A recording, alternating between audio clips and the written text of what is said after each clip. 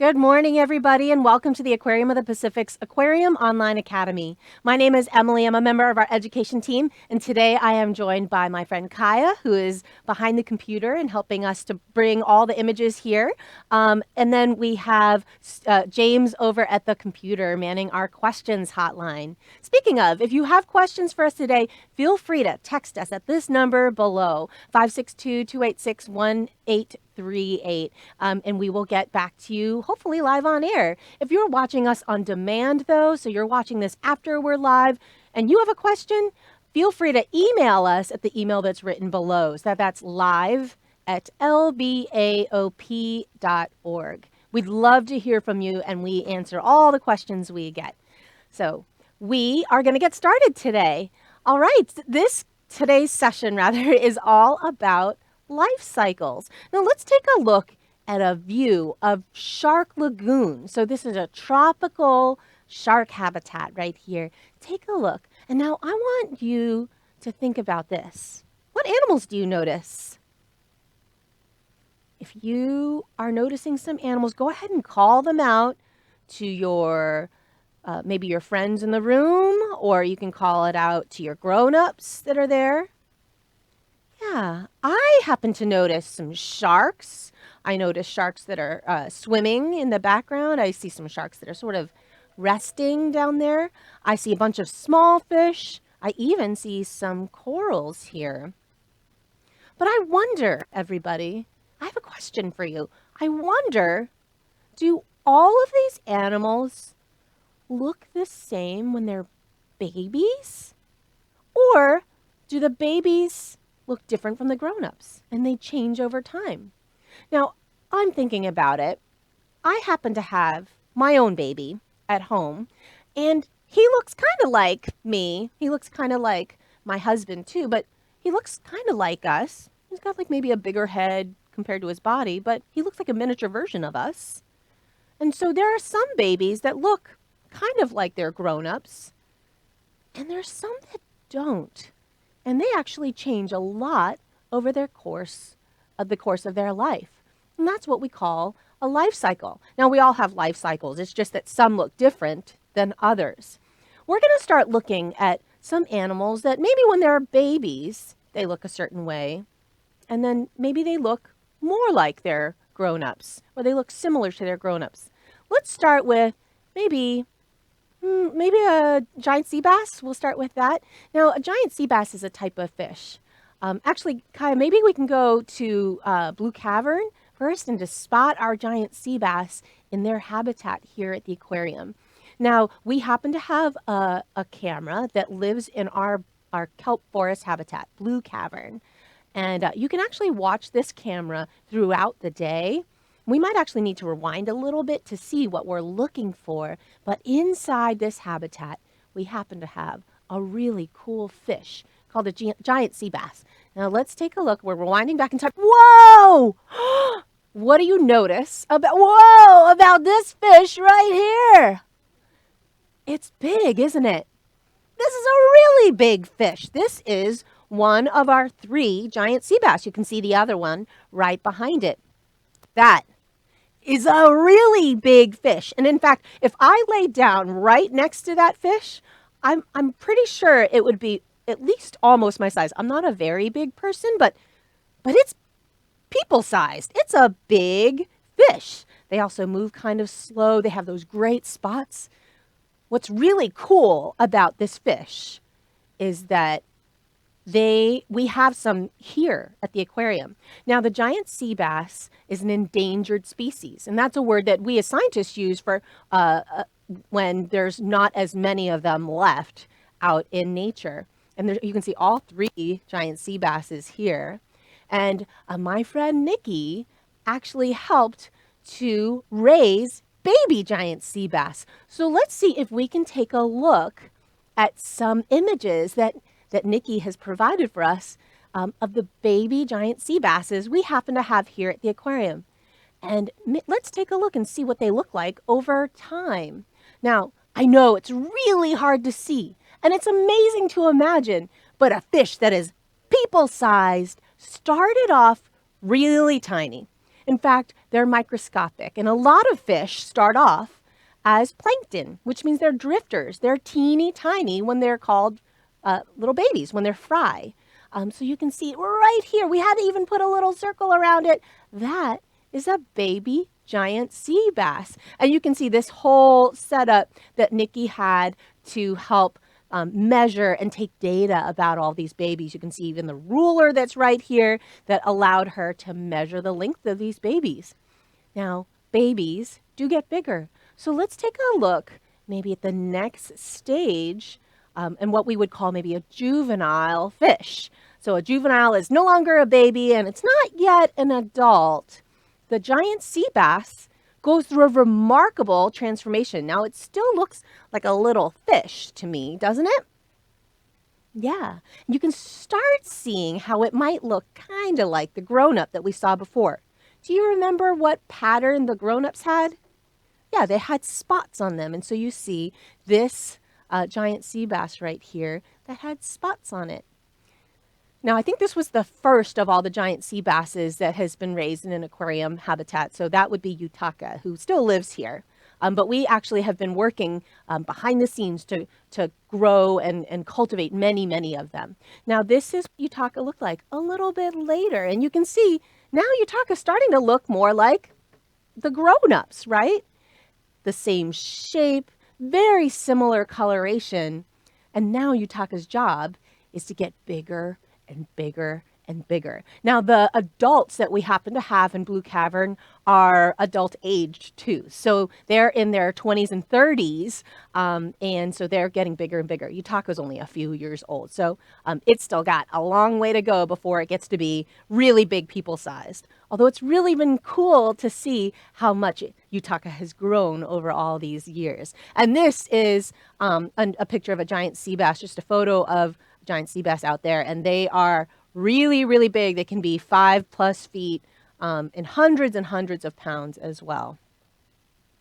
I got a great question here. Why are they so orange as babies? Now, I think part of that is the lighting, but they are slightly different color as babies. You know what? I'm not sure I know the answer to that. They just change over time, and that's actually pretty common for some young individuals to look a lot like they're grown-ups, right? But not quite like they're grown-ups. So once again, this must be the image that you're referring to. Like I said, I think some of this is the lighting, like it's really bright light to observe it. So it's more like a brownish color. But we happen to have a couple of this aged giant sea bass now, and they are sort of like brownish in color. But I'm not sure why that is. That's a great question. That might be something we could study later in the future. I don't know. Or there might be actually scientists with more expertise that know this or have observed this more directly. But as I mentioned, not a lot of these babies have been closely watched, which is one really cool thing about growing them and cultivating and nourishing them at an aquarium setting is that for the first time, remember how tiny that little baby was in the very first picture? Well, it's really hard to find those out in the ocean. Now, we know they're out there, but it's really hard to see them and observe them. But when you're in an aquarium setting and you can care for them and provide excellent health care for them, excellent quality food, you can see and watch how they change as they grow up. So it's been a great opportunity for us here at the aquarium to observe the life cycle of these endangered fish, the giant sea bass. Now, this is a species that happens to live off of our coast here in Southern California. And their babies are really, really tiny, but kind of look like the grown-up. Maybe, Kaya, we can look at another type of animal that looks kind of like the grown-up, but maybe starts a different way. Let's look at a baby shark, maybe. So here we have a great picture of a baby shark. Now, there are broadly, sharks can be categorized into ones that lay eggs and ones that give live birth. This one happens to lay eggs, and you can see what we've done is we've held a light behind the egg. When you hold a light behind the egg, it's called candling, and that's the way we can watch the babies develop. Now, when they're inside the egg, you'll see they have like an egg yolk with them, and they grow and grow and grow. A few months later, maybe 3 months later, this hatches out. Now, I know it looks really big because it's behind me, but you want to know how big it really is? Go ahead and take a look at your hand right now. If you looked at your hand right now, I would say probably 3 to 5 baby bamboo sharks could fit in your hand, all lined up. They're about the size of like a skinny candy bar, which I think is pretty amazing. So one egg has this tiny little baby shark come out of it. Do you think it looks like the grown-up? What do you think? Let's have a look here. So this is a baby. Maybe when Kaya finds another picture, we can take a look at what they look like as they get a little bit older. So remember what they look like. Oh, here's the older ones. Do you recognize any similarities? Yeah, so maybe the colors look a little bit different. That might also be just the way they're photographed. But you can see that the baby shark started off in the egg, like a teeny little shark with an egg yolk attached to it. It hatched out of the egg looking like a tiny version of the grown-up. Remember, 3 to 5 of them could fit in your hand. Now, this particular shark, when they get to be full-size grown-ups, they're about 2 feet long, 2 to 3 feet long. Here they are swimming at the Shark Lagoon here at the aquarium. And just for size, remember, the babies fit in your hand. 2 to 3 feet is like about the size if you were to go to hug somebody and you reached your arms out to give them a nice hug, not the giant bear hug, but sort of a regular hug. That's about the size of a full-grown shark of this type, a bamboo shark, which I think is kind of interesting. So they start off really, really little, and they turn into the bigger version of the little baby. So they look very similar. Now, not all animals go through a life cycle where they start off looking kind of like miniature versions of the adults. There are some that make amazing, I would say radical transformation over the course of their lifetime. Now, there's a couple that might be really familiar to you. They start off as eggs, and when they hatch out, they look like maybe tadpoles. Has anybody ever heard of frogs and thought about the frog life cycle? Let's take a look at a picture of the frog life cycle. All right, now this might be one that maybe you've heard of or familiar with. Now, frog babies, when they are laid, they're in the egg sacs like this, and they're teeny tiny eggs. Most of them require water or need to be around water, and the babies will grow and grow. Here they are as growing as embryos. Then they hatch out of that egg and become a tadpole. Now, does this tadpole look quite like a frog? Do you think it moves like a frog? Don't think it quite does everything that the adult does. It must look really, really different and maybe even behave differently. Once the tadpole can grow and grow and grow, they start sprouting limbs and they look a little bit more like a frog, but with the tail, until they develop further and further and look just like their parents, just like an adult right there. So this is a cartoon diagram of the frog life cycle. We happen to have this on exhibit here because we have a bunch of frogs here at the aquarium too, some of which we've even raised from egg, which I think is really neat. Now this is a beautiful image right here. On this side, do you see this is past tadpole, right? So this is the frog baby with that long tail, the sort of remnant.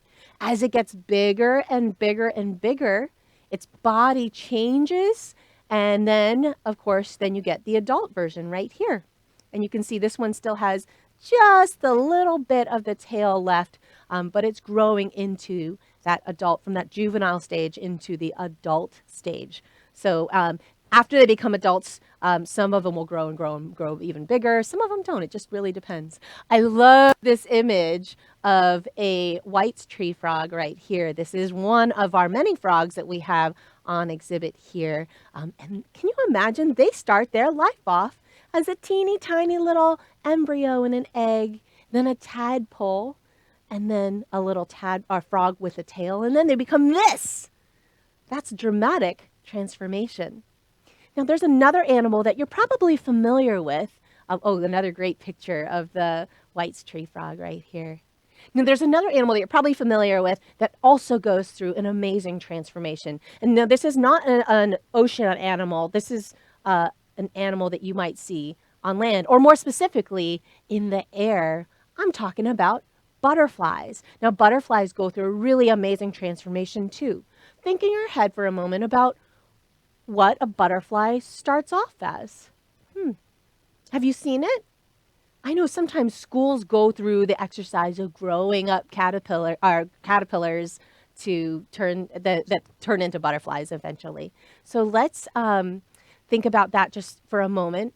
It transforms a whole lot, doesn't it? You have the egg, then you have a caterpillar.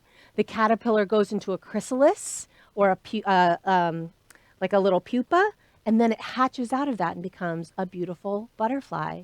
So that's another example of a really dramatic change, just like the frog.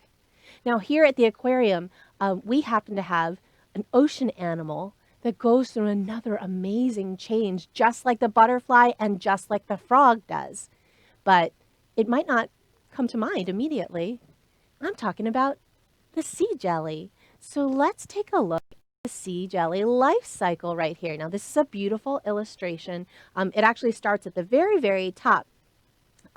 When the jelly baby is first formed, it is like a little ball of goo. Actually, it's called a planula larvae, and it drifts around. And that's the one reason why it drifts, is because that allows for the parents, who are also drifters, jellies, they go with the flow, they're plankton, they're drifters.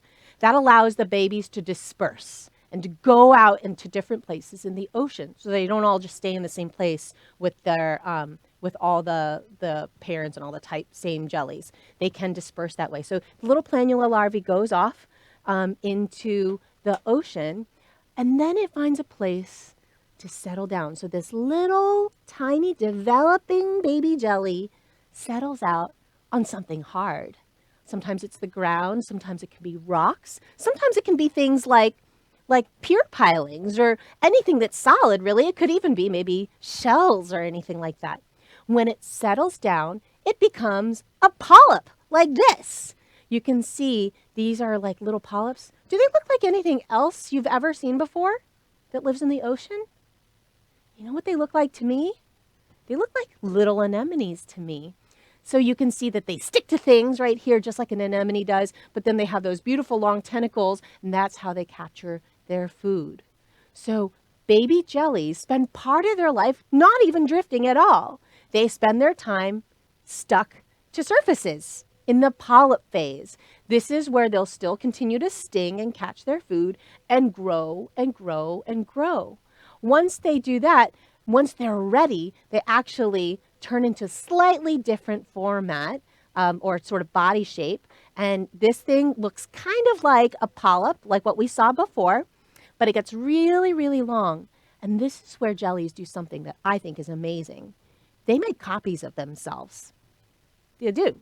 It's called cloning. And what they do is they make identical copies of themselves. This is called strobilation. So we as scientists use a big term for that, but it's making copies. It's cloning yourself. And so they strobilate and they pop off little identical copies of themselves. Can you imagine what it would be like if you just did that? You just said, here's a twin, pop.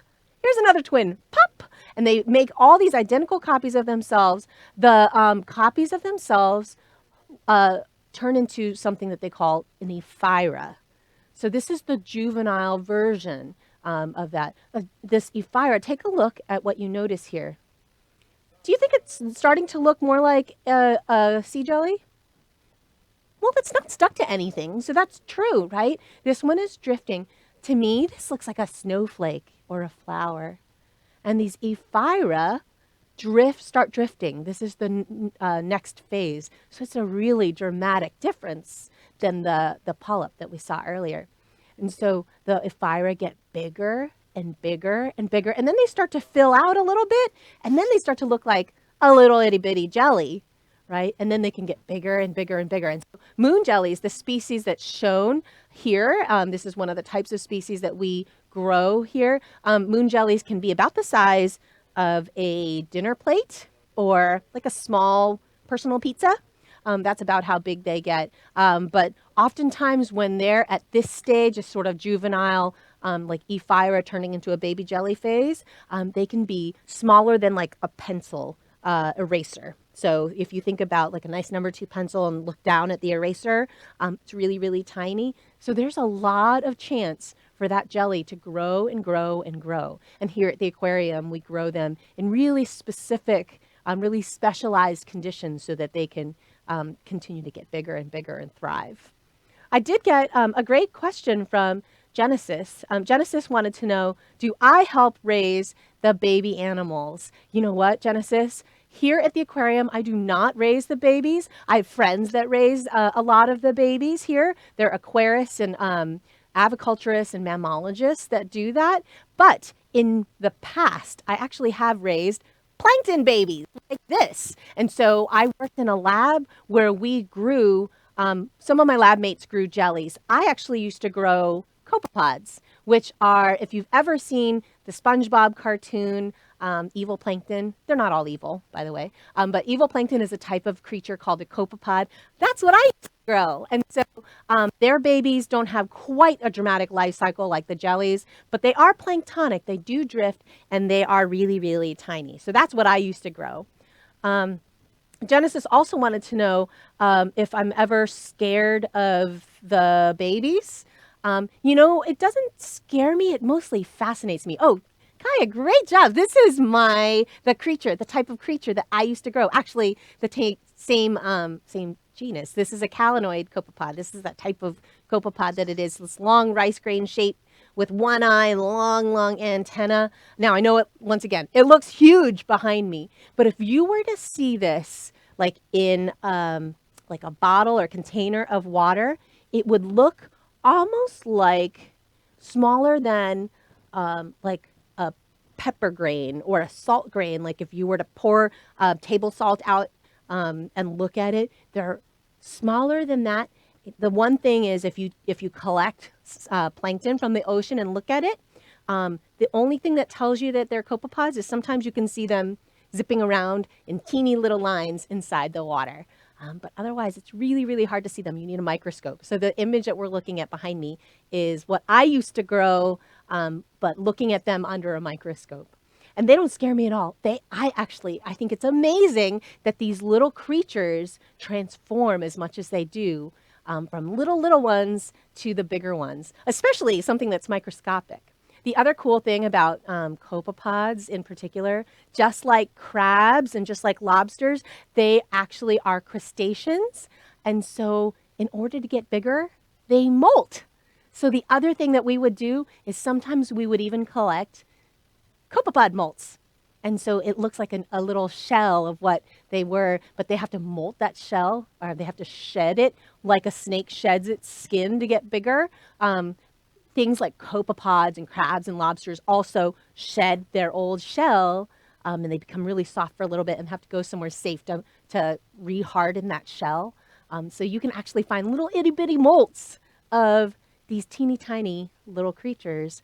And they have to grow that way because the babies start out so much smaller than the adults do. Great question today, Genesis. All right, so we have been looking at all different types of life cycles here. Let's show you as we sort of continue, and feel free to send in your questions. I want to show you the amazing comparison of some of these babies versus adults of animals that live here at the aquarium. I was wondering, maybe we can show like sea dragons or seahorses, one of those. Oh, here we go. Huh. This is interesting. We can see right here. Does anybody recognize this little baby? Now, for scale, remember how we're able to magnify things so that they look a lot bigger? Either I'm really small or this picture is really big. This picture is really big. So you can see right here, do you recognize these markings from a ruler? This is 1 centimeter right here. So this baby right here is about how many centimeters? Almost 2 centimeters. And maybe if it were to stretch out just a little bit further, it would be 2 centimeters. 2 centimeters is about an inch long. So I'm trying to think of how a good thing that's about an inch long. It's about the size of your fingertip, maybe from your knuckle to the tip. Mine's a little bit bigger than an inch, but I'm a grown up. So you can see that is about an inch. Can you imagine a little baby seahorse that big? And of course, this one happens to look a lot like it's grown up as it grows up. You can see this is another very young sea dragon here. It's starting to get those characteristic little appendages, sort of decorative little growths on it. That's normal for them. And that's what they look like as babies. And they'll get bigger and bigger and then turn into this amazing creature. Now, as babies, sea dragons do drift. They're not great swimmers even as adults. So as babies, they do drift. And that's one way that they're able to, once again, disperse or go to different places in the ocean. And that's how different populations stay really healthy, is that there's babies that are able to go to new places past where their parents are, and they can mix with other kinds of their own species. So it's really, really neat. Kanisha wants to know, why are jellies not born like their parents? That's a great question. So jellies have a really complex life cycle. That was part of the way that they evolved. And this is mostly, I think, parts of it have to do with their evolution, like what their ancestors were like. I think also part of it is to help them, the evolution of them, this life cycle probably has to do with being safe in the numbers that they produce. And so they want to be like the adult as soon as possible, but different parts of their life cycle make sense to be stuck to surfaces and just feeding and growing and growing and growing. And yet other parts make more sense to disperse away.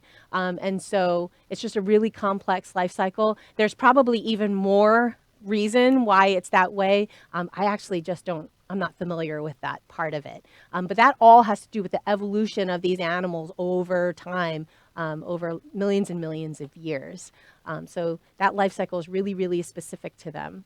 There's other animals that have different life cycles for other reasons, right? And so a lot of it has to do with dispersal, though. So a lot of it has to do with leaving the place where your parents are.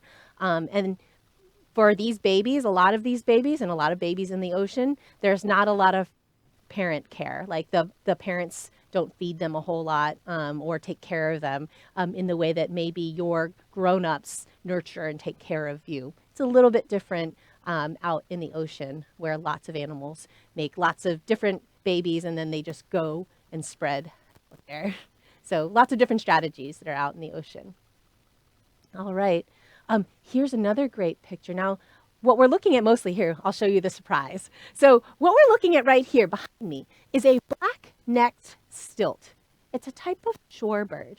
But let's take a closer look at this black-necked stilt. Do you notice anything unusual about this bird?